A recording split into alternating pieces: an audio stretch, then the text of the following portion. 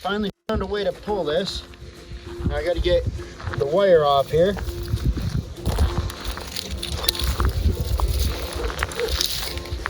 This is where it comes in handy to carry a multi-tool.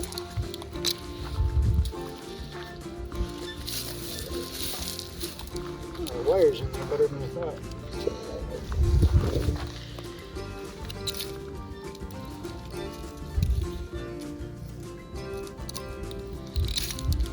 There we go. Now there's a hole right here for this form stake. And I'm going to slip this nail right through there. And I've got just a standard 1-inch cargo strap here. And if I can dig out around here, I'm just wrapping the hell out of this.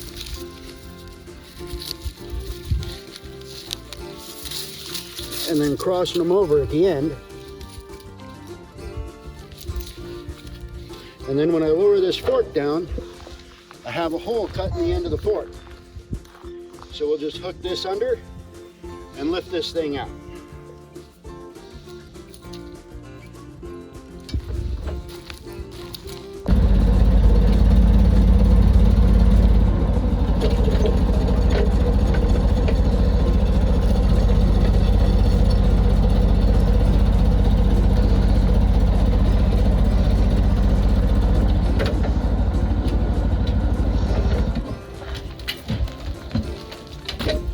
Simple as that. Now I don't have to worry about it.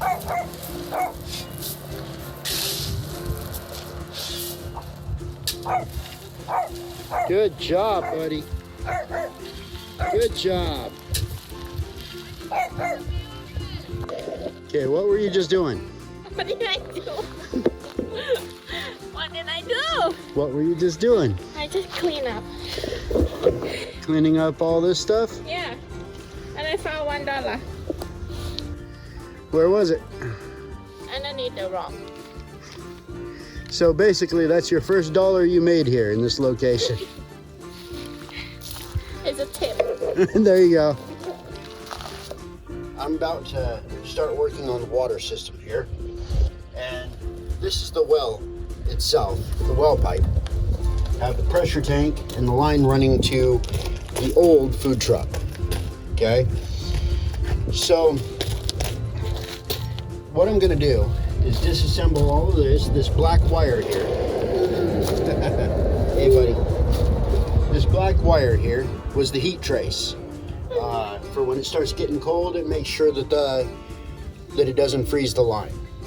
I'm gonna untape that all the way back, and I'm gonna disconnect this black line right down here, where I can then hook up a MIP to PEX, going to 3/4 PEX, to run straight across to the food truck, through the food truck, and underneath the sink, where I will then connect to the system. That's what I have in mind. And I'm gonna put a PEX valve down here, so I can shut that valve off when I pressurize this tank and just put water out onto the ground to make sure all of the rust and contamination is out of it. The way you do that is you shut that valve off and open this drain with a hose hooked to it leading out to wherever. That'll allow the stuff coming straight out of the well, which after it's been shut down is going to be the bad stuff, because it'll have particles of rust, of dirt, of sand, and all of that will pump out into the yard here. Then once it clears up, I'll shut that off, open the valve, pressurize the trailer. I have my fittings to make the adaptation to the well. This is very important. I have an MIP to PEX fitting here, and what I need to do is put something around the threads that'll help the threads to seal, so you don't end up with water seeping through the threads, which does happen occasionally. What I usually use is thread tape. Now, there's kind of a trick to doing this. You have to wind it a certain direction around the threads. Now, I hold it in my left hand, threads facing to my right, and that allows me to run the tape this direction. 2, 3, 4. And then you just make sure that you're wide open, okay? But when it screws in to the receiving fitting, you have to make sure that you're pulling the tape that direction, because that's the direction that you put it on. Because if you move it the other way, what'll happen is it'll bunch up. You'll catch the end of that tape and it'll bunch up and not allow the thing to screw in all the way.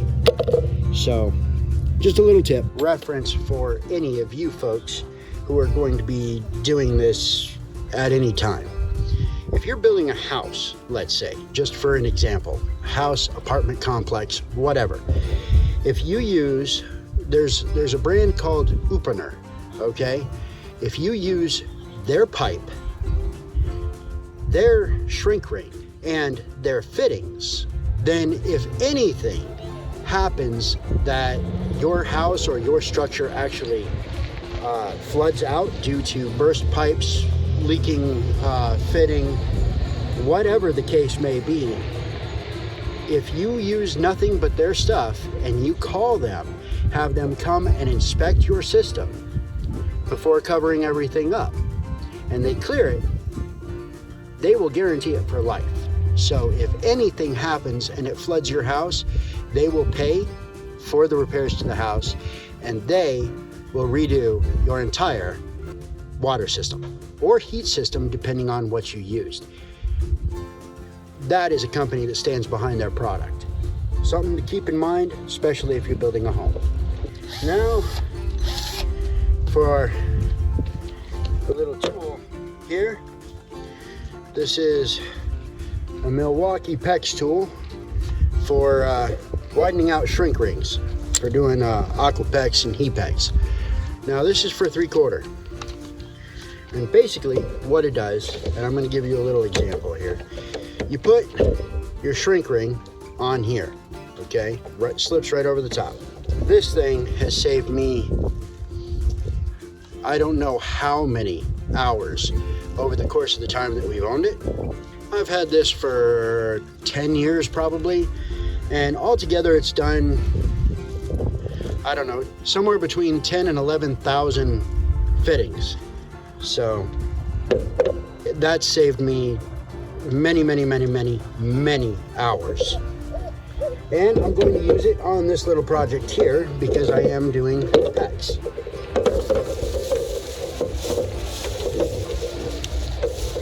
So, first thing I'm going to do, I have my 3/4 PEX valve. It's just a regular ball valve, quarter turn as some people call it, but it's a ball valve. Anyway, I've got a short little piece of PEX here, which is going to go between the fitting that I just screwed in there and this ball valve. That way, when I bleed the bad water off the system out of the top that's been stagnant inside that pipe for however long that this, well, I know since last winter when I ran it for two days. But all of that stagnant water has built up all kinds of residue, sand, clay, mud, rust off of the inside of the pipe, everything. So we want to pump that out without flooding the trailer with that bad water. So there's a little lip on the inside of this, and you just reach your finger in there to feel it. That lip goes towards the outside of your pipe. Stick it in, and you can warm these up, and it makes the ring shrink a little bit faster. Revving. And it makes this shrink a little bit faster. But then you release it, slide your fitting in there, and make sure it's bottomed out. Okay? Make sure the fitting is bottomed out, and just hold it there for a minute. And this will seal up because it shrinks back down, seals up, and keeps it watertight. See? Boop, boop, boop, boop. See, right now it's already watertight. That fast. Super simple, super fast. Anybody can do it. Now they do make what I started out with when I was using PEX was a hand spreader. It's a lot more work, takes a lot more time, but it is effective. So if you only need it for a very short amount of time and maybe 20, 30 fittings, you can get away with going and renting one. If you're going to be building a house or something though, I'd suggest actually buying one because those are longer projects. And this tool right here will save you in one house, probably save you at least 6 or 7 hours of nothing but using that hand tool. Definitely worth it. Well, in my estimation anyway. Now I'll just hook this up and I'll give you a shot of what it looks like afterwards. I just fired up the well and I'm cleaning it out, and you can see in the puddle a lot of that red color. That's a combination of clay, dust, mud, and rust. And the stream itself, I don't know if it's picking up on the camera, is going through cycles of darker and then clear and dark and clear. So I'm gonna let this run for a couple of hours, clean up. Well, friends, I got most of the trailer done, but I had a problem a couple of days into it. My wife has been trying to do the prep and the pre-season stuff, right? We found out almost right away that the water heater wasn't working. It's just a small 20-gallon water. What we found out after I got an electrical tester and started running things down, I found out power was getting to the heating element, but it wasn't heating. That told me that the heating element was bad. Well, I didn't have the proper heating element at the time, so this thing runs off of 110, and the only heating element I had was for a 240 volt water heater. So I went ahead and just put the 220 volt in there. It will work if it's hooked to 110, but it will be super, super, super slow. So, but this is the one that I took out of there. That burned off and completely broke. I'm not sure why. And that's kind of disturbing because this water heater, we bought it a year ago. Now, this is what it's supposed to look like. So, unfortunately, that tank is filled with water, and I'm gonna have to leave it fairly well filled with water. But I've already shut the water down and depressurized. So, now I see how wet I can get.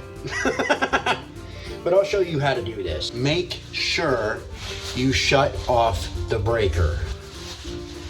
And then if you're not sure if you got the correct breaker, make sure you have some sort of a tester, okay?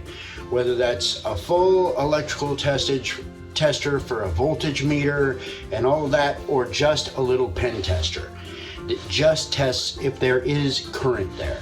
The next thing, you have to get the thing drained down, or at least into a position where it's not going to flood the building or the room while you're working on it. Then you're going to want to disconnect the wires that run to the head of that. That's done with 2 usually Phillips drive screws, which are the cross top screws. One wire will go to one side, one wire will go to the other, okay? Disconnect both of those wires and move them safely out of the way. Take a crescent wrench or something to that nature, and you're going to want to unscrew the heating element. That's done, you make sure that the surface is clean. There should not be a gasket or anything in the way. Lower that new element down into it, screw it down tight, and make sure you're good and tight with that. It only goes so far, but make sure you're bottomed out. Then rehook your wires. It does not matter which side most of the time that you hook either the black or the white wire to. The black is your hot, the white is your neutral going back to your box. It just needs one wire on each screw. Make sure they're tightened down, but don't reef on them. Don't make it too tight or you will break the wires or the screw heads. Hook it back up to water if you unhooked it in the first place. Pressurize the tank so that there's plenty of water in there. Don't turn this on dry. And then reach over and flip your breaker back on. Now, what I opted to do when I put piping back together was to go ahead and put a 90-degree angle in there, what we call an L, just to be able to get myself another 1/2 or 3/4 of an inch closer to the wall with the body of the unit. And that'll help to keep it a little bit more out of my wife's way while she operates the food truck. Whereas a couple of times, her or whoever has been helping her has actually stubbed their toe on the outside edge of the water heater. Now, I may not understand how that happened, but it happened. This will at least allow a little bit extra room through the walking area so that my wife or her helpers won't hit their toe or bump their knee or whatever, you know. Just give that extra 3/4 of an inch or so worth of operating room on the outside. And sometimes that's really all it takes to keep it out of the way. Also, after everything was hooked up, I opted, rather than to take the chance on the unit not kicking on when I put power back to it, I opted to go ahead and drain the water heater of hot water. So I turned the hot water tap on and just let it run and dump the hot water out of the tank. That way I will be able to tell without a doubt whether or not that heating element is working during my test. So I flipped the power back on. Normally you can hear those kick on, but the 110 ones you don't usually hear kick on quite so hard as you do the 240 ones. So I can't hear it kick on. It might be out of my range of hearing.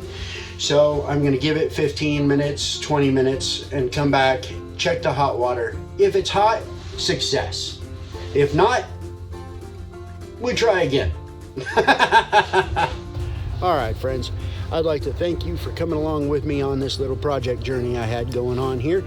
And if you got any value out of this at all, please do me a favor, hit that like button. Feel free to subscribe if you'd like to. There'll be more projects coming up.